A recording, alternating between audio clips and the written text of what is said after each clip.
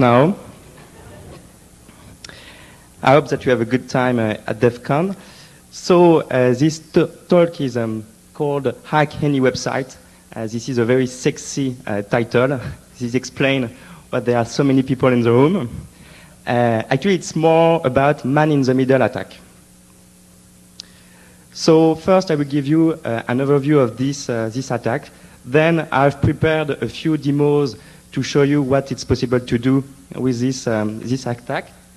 After that, I will give you some general analysis and I will explain to you how it works. Then I follow up with some technical analysis and I will show you the code to be able to reproduce this attack. Then I will give you some defense mechanism and then I will conclude. So, what is the man-in-the-middle attack? The problem is today servers are more and more well protected, but the clients are not. So the idea is the following. You have a client, you have a server, and between them you have the man in the middle.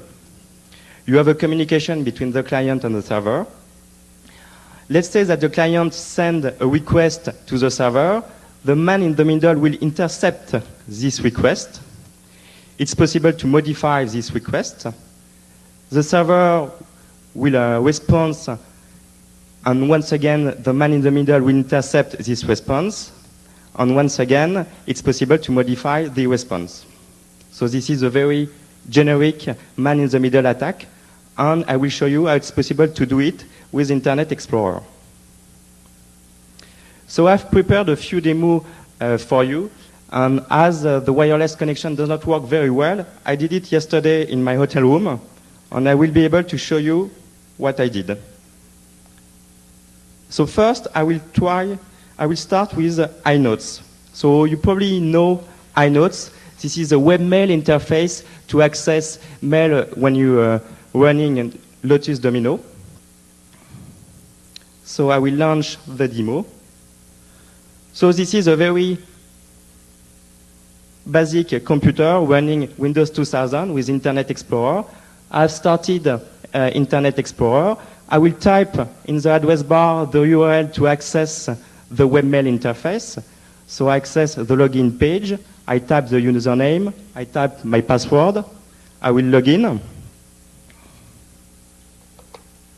So very standard, the home page of the iNotes web access. I will click on the mail menu. I will choose inbox. And once again, this is very standard. I have the list view with all my email in my list box. I will right-click on one of these emails, and as you can see, you have a very nice pop-up menu. And actually, this is it's too fast. I will just go back a little. So you have a nice HTML pop-up menu. And this HTML menu, you have some feature like open, so you can open an email, you can move an email to another folder, you can remove an email from the folder. So this is very standard. I choose the open feature, and the email is open, so everything is fine, no problem at this moment. So now let's try the second demo, which is the same, except that there is somebody between the client and the server which will attack the communication and modify what happens. So let me show you with a graph. So you have the client which sends a request to the corporate server. The corporate server sends back the response, and it will modify the response, and actually I will switch the open and the remove feature. So the open and remove features that you have saw in the pop-up menu will be switched. So what will happen? When the user will try to open his email, he will send the request, I want to remove the email. So definitely the email will be deleted on the server, and then the corporate server will send back the list view, obviously without the email. So let me show you how it works. Very easy. I launch once again the demo. So same stuff, I launch Internet Explorer. I type the URL. The user experience is exactly the same, except that somebody is intercepting what happens between the client and the server. So I type my username and my password. I log in through this page. Okay, I reach the home page of the iNotes web access. I choose the inbox from the mail menu. Once again, I right-click on one of the email. And then, take a look. I choose open. But actually, it removes the email from the inbox. Once again, I do it for another one. I choose open. Same stuff. It will delete the email. So it's pretty funny to change those features. Okay, so I have a second demo, and I think that is even better than the first one. It's about the CNN web page. So let's do again. I will start the demo. And this time, the computer is free of the attack, so I just want to type www.cnn.com in the address bar of Internet Explorer, and I will reach the CNN web page, homepage. I did this yesterday night. So let me explain what I will do. Once again, you have a request between the client and the media website, which is CNN. CNN will send back the HTML page, and this HTML page will be intercepted by the man in the middle. So what the man in the middle will get, this is the standard source of this HTML page. And the man in the middle will search for a specific tag. It's a little bit up here. This tag, actually, if you take a look at the source of the HTML page of the home page of CNN, this is the tag to see that you are in the middle of the page with the main title. And as you remember, it was the title about the daughter of Saddam Hussein, so you can see it there. So what will happen? The man in the middle will request something from a malicious server because I want to change the content of the home page. So I do a request to the malicious web server. Obviously, I get a response from this server, and then I send back to the client the answer that has been modified. So let me show you what you will get. So I launch my second CNN demo. So this time, the man in the middle will intercept the communication. I will type the CNN URL in the address spacebar. And as you can see, this is a little bit different. So if you have any information about DEF CON, I think that you have to report to the DEF CON website.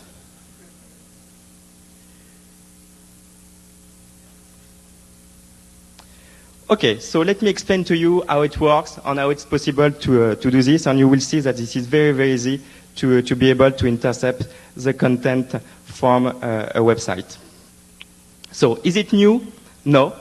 Actually, I have to go back in the past, and it was a war between Internet Explorer and Netscape. And if you remember, there was the release of version 4 in the same week of both Internet Explorer and Netscape. By the way, I have some PC card, and I'm supposed to give it away right now. So I will ask a question, and the first one who will answer the question will win the PC card. In which year was released version 4 of Internet Explorer? 97. Okay.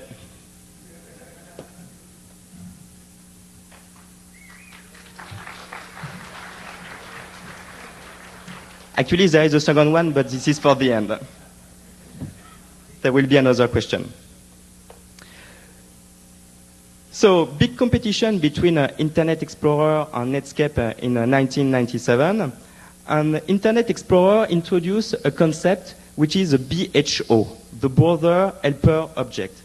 And actually, it was a very good initiative from Microsoft. This is a way to open the browser structure, and you can access the browser structure through a DLL. So this is the purpose of the BHO. And it's a great feature, and when you, for instance, when you download a PDF file through Internet Explorer, the PDF file is displayed with a BHO. And it's also the same with the Google toolbar. The Google toolbar is using a BHO. The problem of the BHO is that you can change the structure of the HTML page inside Internet Explorer, but you have absolutely no security around this feature. I mean, Microsoft considered probably that Windows was secure enough, and then BHO is totally silent. So you can fully modify the structure of the HTML page without any warning for the user, and basically this is what I did for both the iNotes and the CNN web page. So definitely it requires Internet Explorer 4.0 or later, but if you take a look at the Google Zeitgeist, we show you all the Google requests on the web. It's more than 90% of the market. So definitely it's not a big deal. And definitely what you have to do, you have to create a DLL. You have to execute a code to push this DLL into the Internet Explorer process. The good point is that this is a very generic attack that leads to a lot of malicious scenarios, as I just showed you. So the good point is that you do not need any hardware. It's just software. You have to develop this DLL and to run this DLL on the client. Another good point is that you do not have to modify the server. So this is what is very, very good, because if I had to change the CNN server, it would be probably very, very difficult. Moreover, this attack uses a feature developed by Internet Explorer. It's developed by Microsoft. So definitely, Microsoft gives you all the tools to develop such attack. And last, this DLL actually cannot be detected by antivirus. So this is a very standard DLL with no specific signature, nothing very specific. So it's very easy to push this DLL and it will not be detected by antivirus. Last, you can personalize this attack, and this is what I did for the CNN web page. I established another connection with a malicious server to get the new content, and I reproduce the content for the client. So let me give you some technical analysis to show you how you can develop this BHO, this attack. So actually, BHO, this is a COM in process DLL. And once you have registered this DLL, it will be automatically loaded by Internet Explorer. So it means that the next time you start Internet Explorer, the DLL will be loaded in the process. And then, at this moment, Internet Explorer will check all the DLL, and it will pass an unknown pointer to your DLL. So this is the way you will be able to modify all the structure of the HTML page. So how can you do that? So this is pretty obvious. You have just to define a setSite function. And in this function, you have to call the manage connection, where you will advise Internet Explorer that you want to get back the HTML structure. So we will pass actually a flag advice to tell Internet Explorer that you are interested to get everything. Once you have done this, you have to connect your BHO to the structure, to the browser. So you can do this with a find connection point function, and you will get a pointer to a COM pointer, and then you have just to call the advice function with, as you can see, the this parameter, and you will be able to get all the events of the container. So any event that will be fired in Internet Explorer will be cached by your DLL. So you have many events that you can intercept. So the first event is DSP ID document complete. So it means that when the page is downloaded and will be displayed on the Internet Explorer, this event will be fired. So you will be able to get the full content of the HTML page and to modify any tag you want, and then to ask Internet Explorer to render the page. So this is what I use for the CNN web page. I capture this event, I modify the page, and then Internet Explorer displayed the new content. You have some other pretty interesting events, like the Navigate Complete event, the Before Navigate, and the new window. The Before Navigate is pretty interesting because it's fired before you send a request to the server. So I mean, when you type a URL, or when you want to click on an hyperlink, this event will be fired, so you will be able to get the full URL with all the argument that has been sent by the client before it reaches the server. So you can get the full URL. You have more than 20 events that you can intercept, and if you want to take a look, you have to go to the xdisp.h header file, which you can find in the SDK. So let me give you an example with the document complete.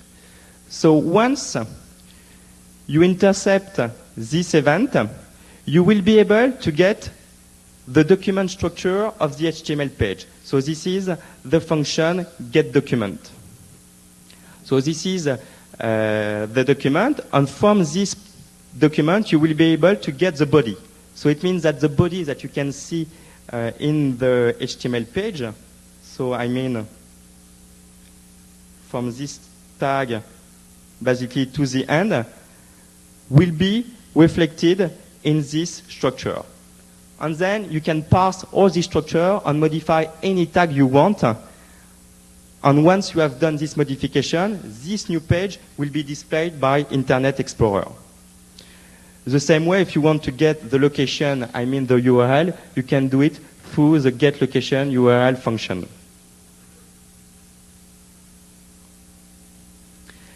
So, what you have to do to install your component? Actually, this is very easy. You have just to register the DLL, and you have to create a key in HKey local machine, software, Microsoft, Windows, current version, Explorer, browser helper object, with the GUID of your DLL. And that's all. Once you have done this, the next time Internet Explorer will be launched, it will automatically load your BHO.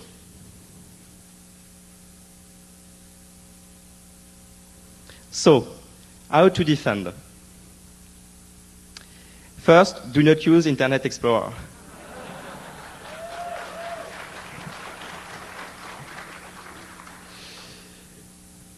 If you want to still use Internet Explorer, you have many options. The first one is to disable all or some of the BHOs.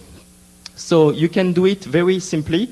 Just go through the registry to the keys that I've just shown you before, this key, and just remove all the keys, and then all the BHO will not be loaded the next time.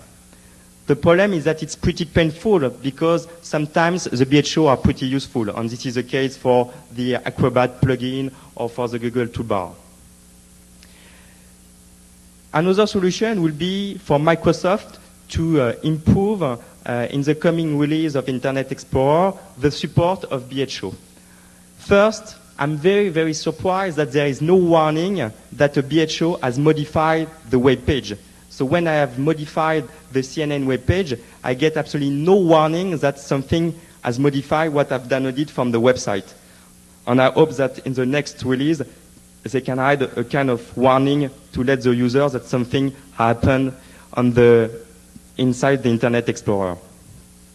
Otherwise, they can also create a tag, something like disable BHO, so for a given web page, you are sure to disable all the BHO of the page.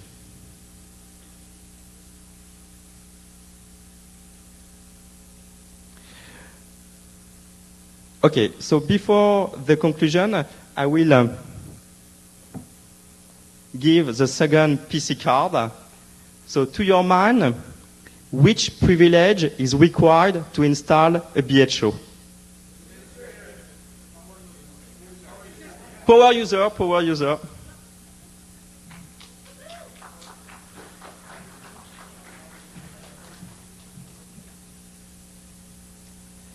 So definitely what I just wanted to show you is that using a very standard feature of Microsoft Internet Explorer, it was possible to develop an attack, and this is a very flexible attack. It's fully selective and fully personalizable. So definitely you should not trust what you see. Another point is that you have, if you take a look at Google, you have a lot of BHO watcher, and this is small executable to be able to list all the BHOs that are installed on your computer. So definitely, I recommend that you are using such tool to know all the BHOs that are installed on your PC, and I'm pretty sure that you will be amazed by what you will discover. So this presentation on the code can be downloaded from the DEF CON website. You have a clear BHO, and you can do what you want to do with it. And definitely, if you have any question, you can contact me by email. So definitely, have fun with BHO. Thank you.